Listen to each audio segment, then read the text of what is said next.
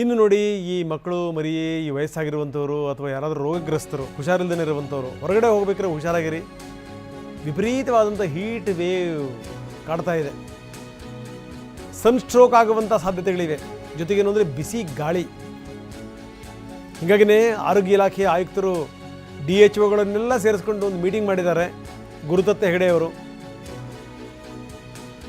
ಇಲ್ಲಿ ತನಕ 4 heat stroke ಪ್ರಕರಣಗಳು ದಾಖಲಾಗಿವೆ. 4. ಹೀಗಾಗಿ ಏನಂದರೆ ಆರೋಗ್ಯ ಇಲಾಖೆ ಇದರ ಮೇಲೆ ಕಣ್ಣಿಟ್ಟಿದೆ. ಮುನ್ನೆಚ್ಚರಿಕೆ ವಹಿಸಿ ಅಂತ ಆರೋಗ್ಯ ಸಚಿವರಿಂದಲೂ ಕೂಡ ಈಗಾಗಲೇ ಸೂಚನೆ ಹೋಗಿದೆ. ಎಲ್ಲ ಸರ್ಕಾರಿ ಆಸ್ಪತ್ರೆಗಳು ಸಜ್ಜಾಗಿರಬೇಕು.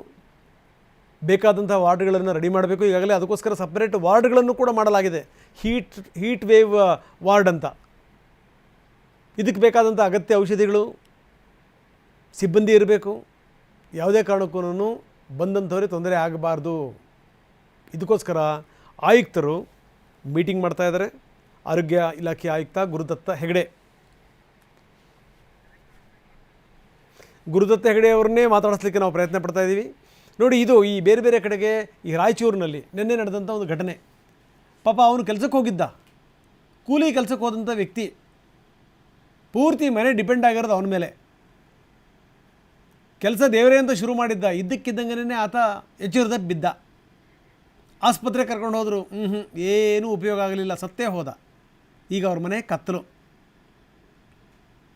ಅದರಲ್ಲೂ ಈ ಅತಿಯಾದಂಥ ಬಿಸಿಲ ಭಾಗಗಳಿದಾವಲ್ಲ, ನಮ್ಮ ಉತ್ತರ ಕರ್ನಾಟಕ, ಕಲ್ಯಾಣ ಕರ್ನಾಟಕ, ಈ ಕಡೆಗೆ ಬಹಳ ಹುಷಾರಾಗಿರಬೇಕು. ಅದರಲ್ಲಿ ಬಳ್ಳಾರಿ, ರಾಯಚೂರು, ಈ ಕಲಬುರಗಿ ಸಾಮಾನ್ಯ ಅಲ್ಲ. ಹೆಂಗೆ ಸಹಿಸ್ಕೋಬೇಕು ಜನಗಳು. ಕುಡಿಯೋ ನೀರಿಗೂ ಕೂಡ ಈಗ ಹಾಹಾಕಾರ ಆಗಿದೆ. ಜೊತೆಗೇನಂದರೆ ಜನ ಒಂದಷ್ಟು ಜಾಗೃತವಾಗಿರಬೇಕು. ಚೆನ್ನಾಗಿ ಒಂದಿಷ್ಟು ಏನಾದರೂ ನೀರು ಕುಡಿತಾ ಇರಬೇಕು. ಇಲ್ಲಾಂದರೆ ಕಷ್ಟ ಆಗುತ್ತೆ. ಬನ್ನಿ, ಲಕ್ಷ್ಮೀಪತಿ ನಮ್ಮ ಜೊತೆಗಿದ್ದಾರೆ. ಅವರು ಈ KC ಜನರಲ್ ಆಸ್ಪತ್ರೆಯ ಡೀನ್ ಅವರು.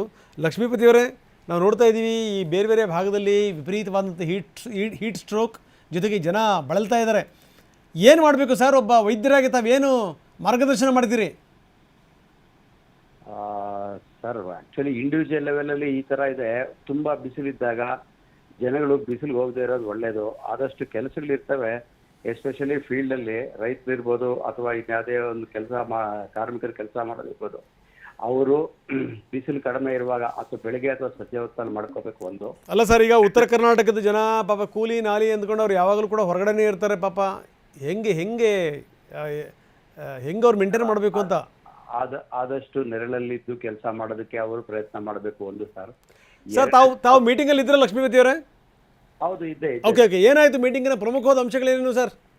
ಮೀಟಿಂಗ್ ಅಲ್ಲಿ ಒಂದು ನಮ್ದು ಏನು IEC ಮೆಟೀರಿಯಲ್ ಇದೆ, ಅದು ಎಲ್ಲಾ ವರ್ಗಕ್ಕೂ, ಎಲ್ಲಾ ತರದ ಒಂದು ನಮ್ಮ ಕಾರ್ಯಕರ್ತರಿಗೂ ಮತ್ತೆ ಜನಗಳಿಗೆ ಎಲ್ಲರ ಕಡೆನೂ ಅದು ಸೇರೋ ತರ ಅದನ್ನ ಒಂದು IEC ಮೆಟೀರಿಯಲ್ ಮತ್ತೆ ಯಾವ ತರ ಮುಂಜಾಗ್ರತಾ ಕ್ರಮ ಕೈಗೊಳ್ಳಬೇಕು ಅದರ ಬಗ್ಗೆ ಎಲ್ಲಾನು ತಿಳಿಸಿ ಅಂತ ಓದ್ತಾ ಹೇಳಿದ್ರು.